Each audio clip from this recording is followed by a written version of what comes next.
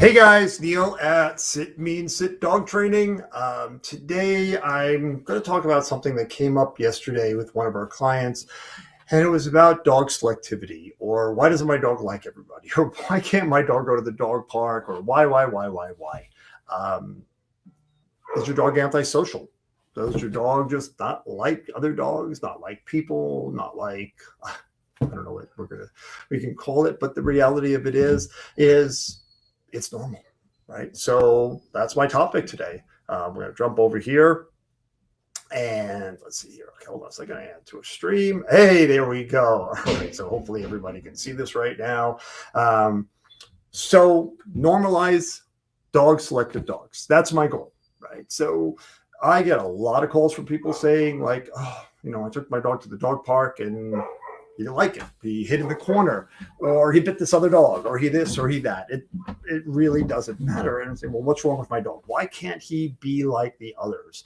And this is a problem, right? So not the problem that the dog can't be like the others, is that we're trying to come up with some definition of what is normal, right, and what we want to see. And that's the problem. We don't want to try to put normal. I mean, please feel free to drop any comments of what you're experiencing or whatever, how you see it, right? But, for me, I look at it, I go like, that's a normal dog, right?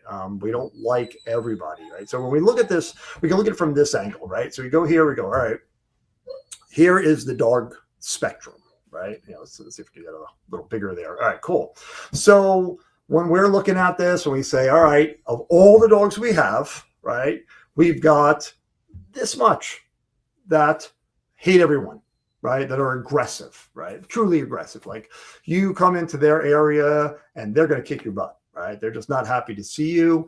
And why, right? All right. So now we want our dogs to be selective. We just don't want them to hate everybody and everything. But if we think about what happens in the wild, that a pack of dogs, pack of wolves, pack of whatever, right, even a herd of deer, they don't have play dates, right? So anybody who comes to visit is either neutral or an enemy, right? They're not friends because we don't have guests stopping by like humans do nowadays, right? We didn't always just let strangers come into our yard, hang out with our family, eat our food.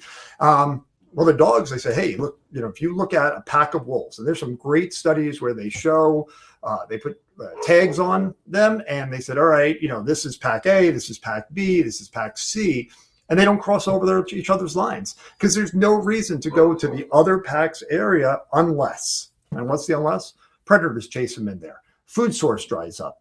Weather, whatever. And then all of a sudden they're like, hey, I really don't want to fight you. I really don't want to take over your space, but I also want to live. And that's where we'll see that clash.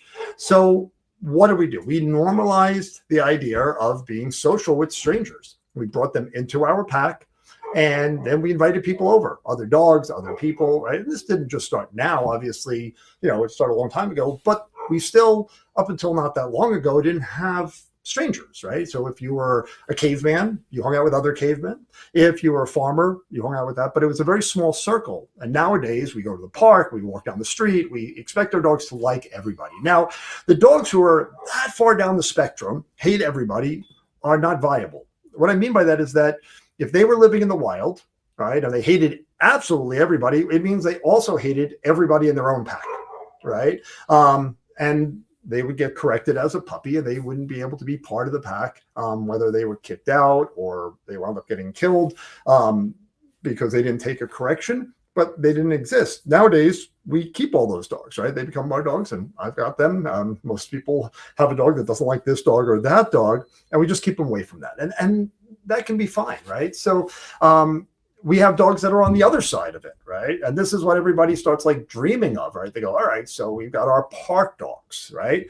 The dogs that we see everywhere because they can go everywhere. And a very small part of them are the dogs that like everyone. Again, a dog that would not be viable if it was living in the wild, because a dog that likes everybody is eventually going to meet the dog that doesn't like him or her. And it's not going to end well because they're not taking a correction. They're not reading the signs. But when we're at the dog park, at the store, visiting people's house, you're like, oh my God, I just wish my dog was like that. And the reality of it is that you can't change your dog into that. You can't do that. So a lot of people say, hey, if I come in for training, can my dog who hates everybody now go to the dog park or be a therapy dog or whatever. And I'm like, that's just not your dog, right? As we talked about the other day, that a therapy dog is a dog that gives and receives affection. That dog might not want to give and receive affection, and that doesn't make them a bad dog or a broken dog or whatever, right? It just makes them a dog. And that same to the dog park. Now, personally, I look at dog parks and say, at their best, they are a disease-filled fighting pit. What I mean by that is, we got a lot of feces, a lot of urine, whatever the dogs are bringing in. We don't know their level of health, right? Just like a kid's playground. You don't know who was playing there before you. But then on top of that, we have dogs peeing and pooping all over the place. The ground can't possibly absorb all that. The natural microbes that take care of it can't possibly destroy all of it. So we have all this ground that's filled with it. Then you go to some parks and they've got dog walkers come in with 5 dogs, and clearly they're not picking up after their dog. And then our dogs run around in it, which is a little kind of like public service announcement. If you do take your dog to the dog park, right, before you get in your car, wipe down your own shoes, wipe down your dog's paws. Right. Some people I've even seen have shoes that are just for the dog park, throw them in a plastic bag in their trunk because they don't know what they walked in, and then baby wipes on their dog's feet. Save a lot of different things because our dogs are now going to lick our feet, and whatever they picked up running around is now going to go into their system. That's how they pick up a lot of worms. They pick up different other things like coccidia, and I can't even think of the half of the names, but these are passed by stepping on it, licking it, feces, whatever. So then obviously you got kennel cough, which is just bronchitis, nose-to-nose contact. At the dog park, they do a lot of that stuff. So that's where the disease side comes in. And then the fighting pit. And if you've been to a dog park lately, it's even gotten a little bit worse because all the people who got their pandemic pups didn't socialize, and they go, all right, now my dog has to learn to be social and get to know people. So I'm going to head off to the dog park, unclip that leash, and hopefully they'll get along and they'll socialize and make friends. And when it goes south, they're like, well, my dog wasn't socializing. I'm just trying to get him there. Not on my dime, right? My dog doesn't need to get beat up because your dog doesn't know how to be social, right? Now, here's where we really are. This is the vast majority of dogs, right? The vast majority of dogs might not, like an obnoxious puppy. They don't want a pushy, humpy dog, or they don't want to be chased, or they don't want to share their toy, or whatever. And there's nothing wrong with them. They're just selective, right? Just like us. We don't like everybody. We have to get along, right? So we go to work and say, hey, I don't like you. I'm not going to hang out and have a beer with you after work. But as long as you're a decent person, I'm not going to, try to get rid of you. And most dogs like them. Hey, if you stay over there and you play, we're cool. But you come over here and you start messing with me, and I don't want to be your friend. I don't want to play ball with you. I don't want to share my things.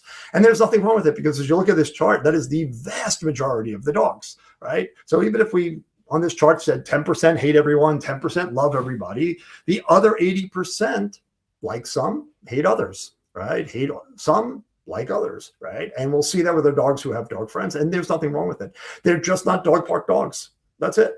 Right? They're just not, I like everybody dogs. They might be antisocial. They might be, they can be an introvert, and they'll just want to hang out at home or only play with one dog, right? I got that. I got a dog who would probably bite any dog that he didn't know if he got close enough. But for the dogs that he loves, he plays and jumps, and he's the most loving. And he's the same thing with people. But that's like 5 people. And everybody else, he absolutely hates. And that's him. So we want to give him the best life. He's not a dog park dog. He's not a hang out at a party dog, but he loves to play Frisbee. He loves to play chase, play tug, do search. There's so many more things we do, and he loves the friends that he loves. Right. So, my kind of message of the day is these dogs are normal, right? They're not broken. They don't need to be fixed, right? And there's no training that's going to make them like every other dog. Training is teaching a tool set, right? We want to teach our dogs how to communicate. We want to, right? So for communication, we need attention, right? If I'm talking to you and you're not paying attention to me, it's not a conversation. It's not communication. We need to have a common language, right? So if I'm speaking French and you're speaking English, we're not going to communicate. Well, when we work with our dogs, we're teaching them a common language, calm and sit, body language, right? We're learning how to communicate in a way that they work, right? So they're more body language oriented, and we're teaching them to communicate with us in a verbal way, right? Or accept our communications and understand what we want, right? So in training, we're creating a structure, building tools that then we can manage our dogs, right? We're not trying to fix them or change them, but manage them more appropriately. So now we or walking past another dog, a dog goes ape on the leash because he just doesn't like this other dog, or he doesn't like somebody near me, or whatever it is, right? So he's just going to do what he normally does, right? He'll bark. I'm saying, hey, go. Right? It's the only command the dogs have, go. So they tell the other dog, go away, get out of my face. And then everybody can live to fight another day, to play, to do whatever, right? But they just say, go. So why is it that simple? Well, imagine going through your day right now and you didn't have to fight with anybody, argue with anybody, but if someone was in your face, you could just say go, and they go, okay, and they walk away. No argument, no bait, none of those things. That's normal for our dogs, right? And we're often trying to change that. We want to make our dogs into, and our kids, I guess you could say, into some ideal that really doesn't happen. We sort with somebody else. We assume something. Now I'll give you a different example. My dog Pepper, what a lot of people see, she's a therapy dog. She fetches bats for the Rockland, or now the New York Boulders baseball team. She does all these amazing things. She didn't come out of the womb like that. Now, she had great structure, but she's 6 years old, almost 6 years old. And that's nonstop training from the moment I picked her up in West Virginia. We were doing training at every rest stop, everything else, because that's where training happens. If you're not training your dog every day, you're still training your dog. Whatever you let them do, they get away with, right? So we built a structure from the beginning, like we do with our kids, right? And those structures with our kids are say please and thank you, all those other ones. All right, let's have a great question. Hey, Alex, so why does my pit bull like his puppies but goes ape when any other dog? All right, well, so think about it. First off, his puppies are his, right? That's family. That's his pack. So if you fight with your pack, the pack doesn't last very long, or you don't last very long in the pack. So he's always going to protect it. Now, so this is a perfect example. He goes, why he doesn't like any other dog? Well, he's super dog selective. So my dog, Eddie, who's aggressive, he's got bites on him. We have him under control, 2 years of training, and he doesn't like people. He doesn't like dogs. But we had a litter of puppies, and he watched those puppies from moment one until we allowed him to play. He let the puppies do anything to him, right? I mean, roll over on his back and they're biting everything he's got, right? Especially when the mom stopped nursing, they'll try to nurse from anywhere. And Eddie was great, right? He was the best uncle. He did appropriate corrections. He let them win. He did all these things, right? And he still doesn't like other dogs. He still doesn't even like other puppies. He is super dog selective, but he's finding his own pack. All right. So let's see here. Yeah. So the puppies left. And then when they come back, he doesn't want to get along with them. They left the pack. They became part of another pack. So now they're foreign to him. Now, again, so like our goal isn't to make your pitty like the other dogs, right? That's his choice. Toleration, right? Management. So think about kids. They don't like broccoli. You don't say, all right, you must like this broccoli. That's it. We say, all right, eat it. I served it, but I don't like it. I didn't ask you if you liked it. Now, they could decide to like it. They could try it out because the experience is exactly the same, whether you like it or not. It's nutrition. Put it in a different example. If you hate roller coasters and I love roller coasters and we both hop on a roller coaster in the front seat, the experience is exactly the same. And you're going to say that sucked and I'm going to say that's great, right? And that's, I want to do it again. You can't wait to get off, but maybe you learn to like it. I can't make you like it. I can force you to ride it. Right? I can strap you in the seat. I can bribe you. So the same thing with our dogs is I can't make my dog like another dog or another person. Right? It's rude almost to say like, hey, change your opinion, change your feelings. But I can tell them how they're supposed to act. All right. So I take my dog Eddie out. He wants to bite everybody he sees. Sit. But Dad, there's someone there. Yeah, sit. I didn't tell you to like them, right? So think about your kids. You have a guest come over. They bring their kid. They're not friends with them. I don't want to play with this kid. He's weird. I didn't say be his friend. Show him your toys. Be a good host. You don't have to ever see him again, all right? So what happened with your dog? All right, now you got puppies. They come in. They're guests. He goes, I don't want guests. I don't know them. They left. They left a long time ago. It happens, right? Some other dogs, like, the mother in our litter loves her puppies instantly. She becomes very motherly. We haven't seen the dad for a little bit. They're all turning 2 in a couple of weeks, and hopefully we'll get together. And we'll see. The dad might like everybody. The dad hangs out with one of his puppies just because they happen to live near each other and they're best friends. We don't know what's going to happen when they see each other after 2 years. The puppies may love each other. They may not. The mom and dad may love each other. I mean, they're both good dogs. They might like the puppies, might not. I don't know how like Eddie, who loved all 5 puppies, will be when he sees them. They're not from his loin, they're not his pups, his kids, but he has a connection with them. So we'd have to see. So anyway, kind of what I'm saying, and I'm going on here, is that your dog is doing what's normal for him. We'd love it if he saw his own puppies and loved them, or he loved every person he met. We just know that's not a reality to hold him to. But that doesn't mean he gets to act like a complete asshole. Right? We don't want him running over and biting the puppies or biting the strangers. We just tell him manners. So think back to the kids story again. We teach our kids please and thank you. Look both ways before crossing. None of that has like or opinion or feelings into it. Now, they will create a habit when they like the outcome. All right. You say, please, you get a donut. I like that. I'll do that again. All right. I say, thank you. Wow. I get another donut. I'm welcome.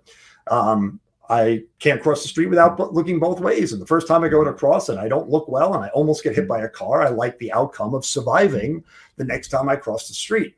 All right. So none of that is feelings. None of it's like. All of it is survival. All right. We create patterns that get us through our lives in the best and easiest way.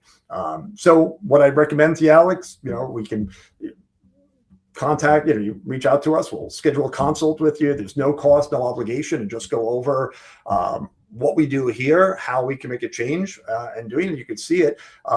We have group classes that go along with our individual training. So we're teaching our dogs how to act around other dogs. Right? Our goal is not to make them like the other dog. That would be great. All right. But in our group classes, everybody's spread out. Let me see if I can pull up a quick video here and you'll see what I mean, is that we look to have our dogs be able to function around other dogs, right? Do their obedience, not be problematic for the other dogs. Let's see, I'm sorry, you're writing something there while I was trying to read my note. Let me see what you got here, bud. Let's see here. I can bring that right there. All right. So I forgot about that little thing we can do here. Feel like he just wants all my attention. All right. Yeah, absolutely. So now we're talking about a slightly different thing, which is resource guarding, right? So the resources in your life are about survival. We're getting kind of, this would be a whole nother topic, but food, affection, shelter, same things for us, right? We have a hierarchy of needs. They call Maslow's hierarchy of needs. With the dogs, they're a little bit shifted, but it's the same thing. So when things are in short supply, we become possessive of them, right? When you have $1 billion, whatever, I got plenty of money. You have tons of food. Hey, everybody eat. But all of a sudden, the supermarket shelves are bare. And a couple of years ago, people were hoarding toilet paper, right? Why? How many times can you wipe your behind? But they were so worried about not having some tomorrow that they took everybody else's, right? So that's resource guarding. So you can say, all right, so what's your dog doing? He's like, all right, I don't want to share any of this, right? So I don't want to share with my own puppies. I don't want to share with strangers. You're in charge of that, though. You control the doling out of affection, right? The possessing of affection, right? What's really key is we need to turn around and tell our dogs, hey, it's your turn to sit over there, all right? So, all right. So you got three pit bulls, 2 bulldogs. Hey, you got a full house there. So boys being boys, testosterone, there's leadership, they're jockeying for position. They want the food, they want the affection. There's 5 of them. They know that there's limited supply, right? It's pretty obvious when if there's 1 of you and 5 dogs. I've got 4 dogs, and we have that all the time. And it's go place. All right, it's not your turn. You go sit over there. This dog gets to sit on the couch next to me. This dog gets to play. All right. This morning I was actually working with my dog Hobby and his brother, and we're retrieving bats because they fetch bats for the baseball team. And you throw the bat, and one picks it up, the other one rips it out of his mouth. All right. So it's not I'm not putting him away. This was part of the training. So now it was, okay, you sit on place, you fetch the bat. Now you sit on place and he fetches the bat. All right. So now I'm in charge. I dole out affection. I dole out instruction. I dole out these things, and I tell them how to act when I'm not giving to them. Right. If you have, 5 kids, you can't possibly hug every kid. You can't possibly read a story to every kid unless you throw them all in the same bed. If they're different ages, that's not going to work. Right. I've got 2, and I've literally would go to one house to the next one. So you think of neutering your male because he's almost 7. So this is a whole nother call, right? I love this. Thank you, Alex. You're giving us things to talk about. Is neutering and spaying. you're not going to see much of a difference. Empirically, they've shown that they can get mellower, but you're already talking about a 7-year-old dog who's got lower testosterone and lower drives in those. But most behaviors become habitual, right? So neutering and spaying affects sexualized behaviors, right? The goal to reproduce. But some of the studies they've seen that within male dogs, there was no change in aggression, no change in humping, marking, all these sexualized behaviors have become habitual, right? Sometimes they change, but I've got a dog who was neutered as a puppy, very young, too young. He still lifts his leg to mark things. He doesn't seem to know the difference. I had a dog who would hump everything, and he was neutered at 1.5 years. Didn't change anything until he'd still hump at like 12 years old. He liked doing it, I guess. With the females, there are some studies showing that in 2 weeks post-spaying, an increase in aggression, which would go along with a shift in their hormone balance, because with a female, they are doing a full hysterectomy. So they basically just get thrown into menopause when they're the equivalent of being like an 8-year-old girl. So they don't know how to handle those hormones. So think about a woman who is going through menopause and suddenly has a shift in the balance between estrogen and testosterone, and they're getting hot flashes, and they're getting tired, and they're getting irritable. And now we do a full hysterectomy. If you did that on a woman who wasn't menopausal, you would give her a hormone replacement, but we don't do it with our dogs. So females, there are more incidents of lashing out until that kind of hormone balance settles. With the male dogs, they're castrating them unless you choose to go for a vasectomy, but that won't change their testosterone production. So when they neuter them by cutting off their testicles, obviously they don't produce as much testosterone, so they become neutered, right? That's really where the name comes from. They're not female, they're not male, but I mean, as far as habits don't change. They just don't have testosterone driving any of those things. So could it help? Possibly, but I found that, people did it and then came to me for training because it made no difference in it. Now, I'm not saying not to neuter your dogs if you're not going to breed them. If they're acting aggressively, we don't want to reproduce that. Like, so my dog, Eddie, I don't like neutering my dogs unnecessarily, and definitely not when they're not fully grown. But Eddie was aggressive. We had an intact female around, and I didn't want to have an oops litter of aggressive dogs. So he got a vasectomy. So it kept his endocrine system intact at 6 months old. Really didn't change his behavior. We did that with training and control. So I would explore some of those things and see where we go. Oh, hey, Stu, that's my brother popping in. So Alex, hopefully that helped you a little bit, but without training, it's like medication, right? So if you're castrating them, you're suppressing the production of testosterone. If you gave them a pill to do that, again, we'd find the same thing, right? So studies have shown that medication, which is typically either trazodone as a sedative or Prozac as an SSRI, are the two medicine they're giving out. Trazodone just kind of makes them a little bit more sedate, maybe less reactive. It can be done long-term compared to other things with less damage. I mean, I'm not a doctor, talk to him, but I have a dog who's on trazodone regularly because of anxiety that triggers seizures. And then in the case of Prozac, every study that I've looked at has said that Prozac alone didn't get them where you needed to be. So Prozac in training, trazodone in training, or training alone had much better effects at the end of it. So Alex, yeah, I mean, what I would suggest is give us a call, right on the website, there you can link and talk to me or Danielle, our training consultant, figure out what's going on. What I'd probably say is that if it's one dog and we're seeing some aggression towards other dogs, let's just schedule an individual in-person consult. You can, reach out to me on the site. We'll schedule a time, and then come into the office here, and we'll go through it. There's no charge, no obligation. I can tell you where I think your dog will get to. Right? That's just the reality of these things, is that we don't know 100% where it's going to be. They're dogs. Now, yeah, trazodone can be a lifesaver within there, but it doesn't change behavior. Just lessens kind of that intensity. Yeah, I mean, let's meet up and we'll talk about it. We've got a program, we do it. That's why I was trying to pull up there. Let's see if I can pull it up here. Is, a lot of people ask me, I was like, well, how do my dogs, learn to be around other dogs? And we're not looking for them to play with the other dogs. We're looking to coexist around the other dogs without causing a problem with them, fighting, whatever it is, right? So let me see here if I got a quick, was going to try to pull up one of our group classes ones. This wasn't part of the thing we're doing today, so it's not here.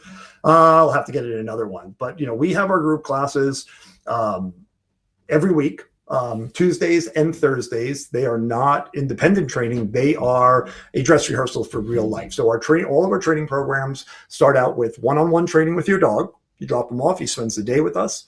Then you come back for a lesson. That's one-on-one with you, with your family, with whoever. We have dog walkers. And then you come back to our group classes at least once a week, which are Tuesday night or Saturday, because that's where you're going to practice around other dogs. But yeah, no, I get it. So, I used to be able to walk my dogs together. Now, they are fighting over space. We can definitely help you with that, Alex. So I got to run and go train some dogs. I really appreciate you dropping in here and having some questions. It's always easier to talk about what's going on individually. Let's meet up. If you want to come watch one of our classes, we always invite people to come to the 10 a.m. class Saturday morning. We're in Valhalla, right by the Kensico Dam. If the weather is really nice this weekend, we'll probably do a pack walk around the dog walk there in Valhalla. We will spend an hour getting around with 20 dogs, fixing everything as we go along. So that 10-minute walk is super productive. By the end of it, people have control. So Alex, I appreciate you stopping in here. I love chatting. I'll look for an email, call, a text. You can messenger me right through this and we'll get it set up. Anybody else there have any questions before I drop off here? Yeah, we'll give it so. Let's see if, as I'm learning this cool tool, let's see if I can get this to do. Where is this stupid little thing here?